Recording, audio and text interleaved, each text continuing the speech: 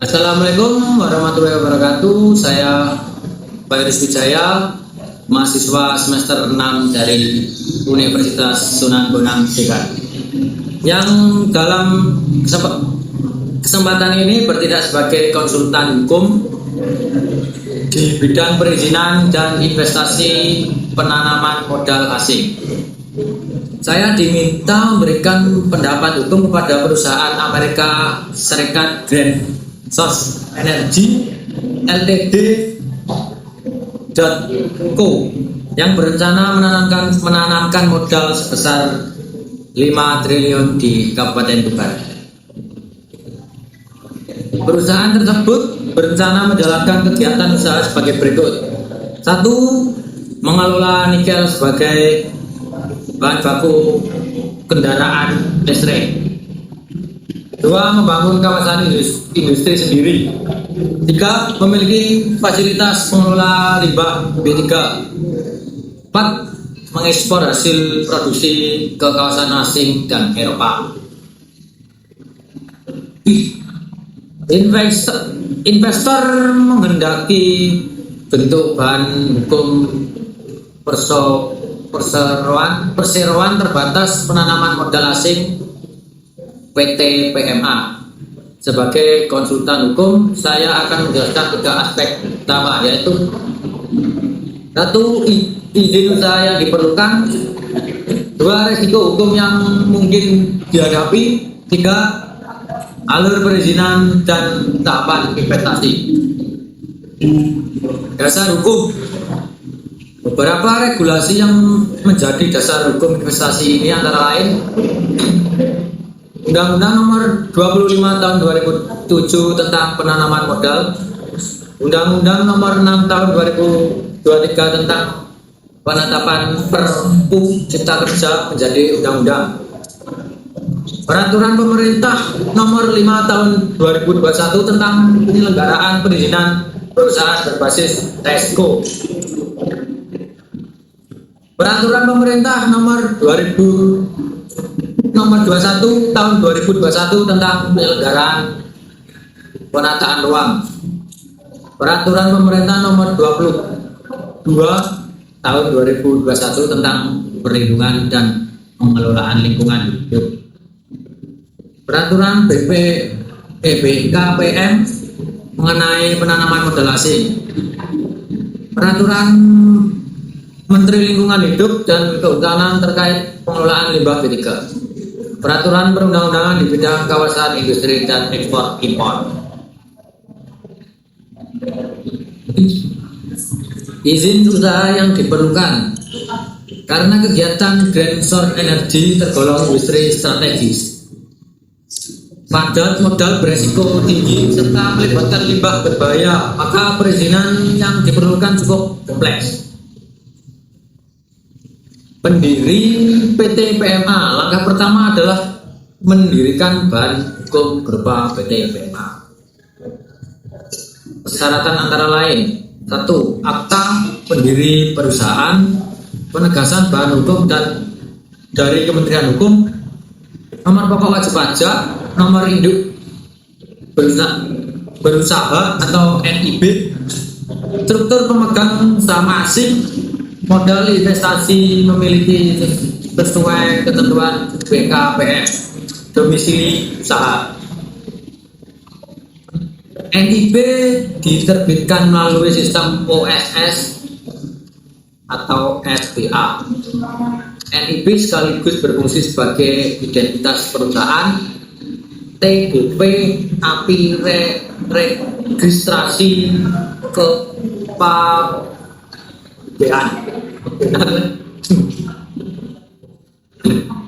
persetujuan kesesuaian kegiatan pemanfaatan ruang. Karena perusahaan akan membangun kawasan industri di Kabupaten Tuban, maka perlu memperoleh KKPR atau kesesuaian kegiatan pemanfaatan ruang. Tujuannya adalah memastikan lokasi investasi sesuai dengan RT RW nasional, RT RW Provinsi Jawa Timur, RT RW Kabupaten Tuban. Tanpa KKPN, perusahaan tidak dapat melanjutkan pembangunan. Persetujuan lingkungan. Kegiatan pengelolaan nikel dan limbah P3 termasuk tinggi. Maka perusahaan wajib menyusun 1.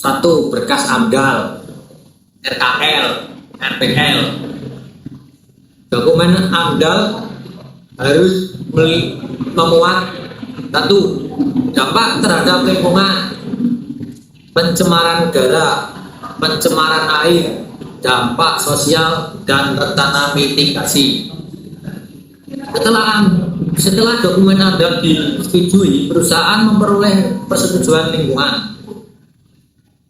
Perizinan industri pengelolaan nikel. Karena kegiatan usaha berupa pengolahan mineral menjadi baterai kendaraan listrik, maka diperlukan izin usaha industri sektor pengolahan logam dasar, termasuk izin operasional industri, standar teknis industri, sertifikat keselamatan. Apabila menggunakan bahan baku tambahan sendiri, maka diperlukan pertambahan yang relevan. Namun apabila hanya membeli nikel dan pemasok lain, izin pertambangan tidak diperlukan. Izin kawasan industri. Karena Greensource berencana membangun kawasan industri sendiri, maka perusahaan wajib memperoleh perizinan kawasan industri. Persyaratannya meliputi 1.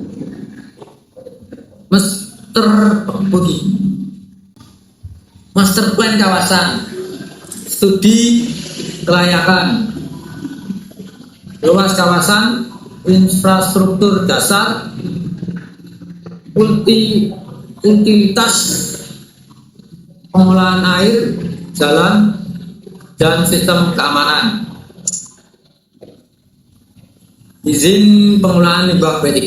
Kegiatan ini memiliki resiko tinggi karena perusahaan memiliki fasilitas pengolahan P3, maka wajib memperoleh persetujuan teknis pengolahan limbah P3 meliputi 1. Penyimpanan, 2. Pengangkutan, 3. Pemanfaatan, 4. Pengolahan, 5. Penimbunan. Fasilitas harus memenuhi syarat standar lingkungan nasional. Pelanggaran terhadap ketentuan B3 dapat dikenai sanksi administrasi, perdata, bahkan pidana. Perizinan ekspor. Karena hasil produksi akan diekspor ke Asia dan Eropa, perusahaan perlu nomor induk berusaha, identitas kepabeanan, registrasi eksportir, persetujuan ekspor apabila diwajibkan, sertifikat mutu internasional, sertifikat asal barang. Hal ini penting agar produk dapat diterima di pasar internasional. Resiko hukum yang dihadapi. Sebagai konsultan hukum, saya melihat terdapat beberapa resiko. 1. Resiko lingkungan. Pengolahan nikel menghasilkan residu dan limbah yang berpotensi mencemari lingkungan. Jika terjadi pencemaran, perusahaan dapat dikenakan sanksi administrasi, pencabutan izin, ganti rugi, dan pidana lingkungan. Sanksi ini dapat berdampak besar terhadap reputasi perusahaan. Resiko 2. Resiko tata ruang.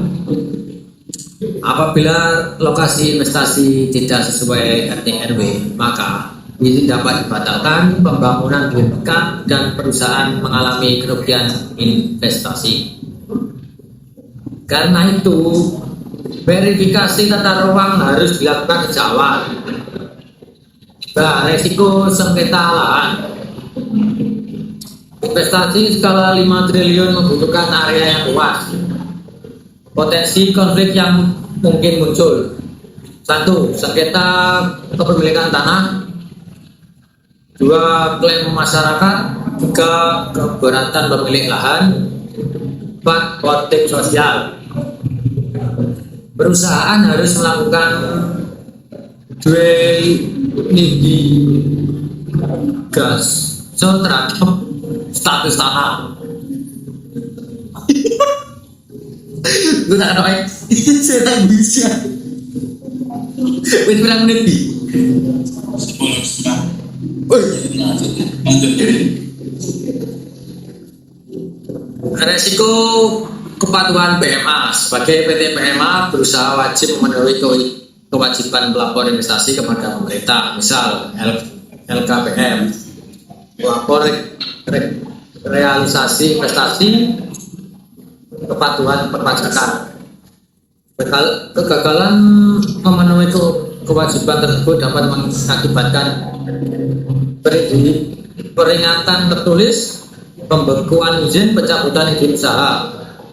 Resiko perdagangan internasional. Ekspor ke Eropa memiliki standar lingkungan yang ketat. Resikonya meliputi penolakan produk, hambatan tarif, kewajiban sertifikat karbon, regulasi berkelanjutan.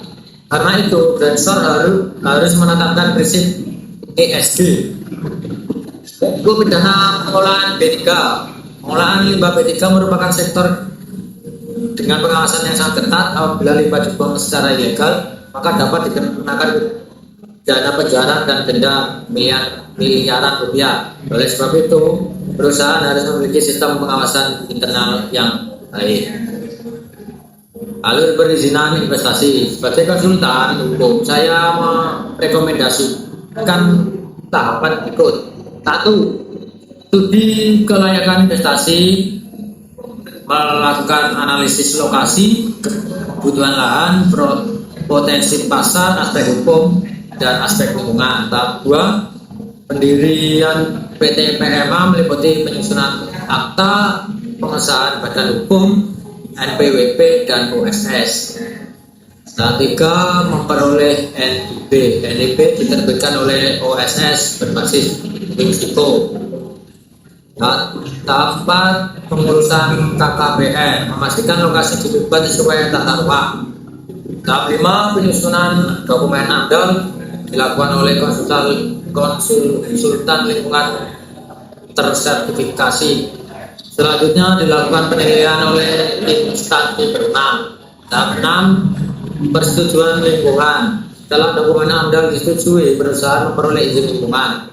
Tahap 3. Perizinan kawasan industri meliputi site plan, utilitas, sarana prasarana, dan pembangunan kawasan. Tahap 8. Perizinan pengelolaan limbah B3 memenuhi syarat teknis fasilitas. Tahap 9. Izin operasional industri, perusahaan mulai membangun fasilitas pengolahan nikel. Tahap 10. Registrasi ekspor, perusahaan memperoleh fasilitas kepabeanan dan izin perdagangan internasional. Kesimpulannya adalah berdasarkan analisis hukum yang telah dilakukan, Grensor Energy Ltd.co dapat melakukan investasi di Kabupaten Tuban melalui SEKMA PT PMA.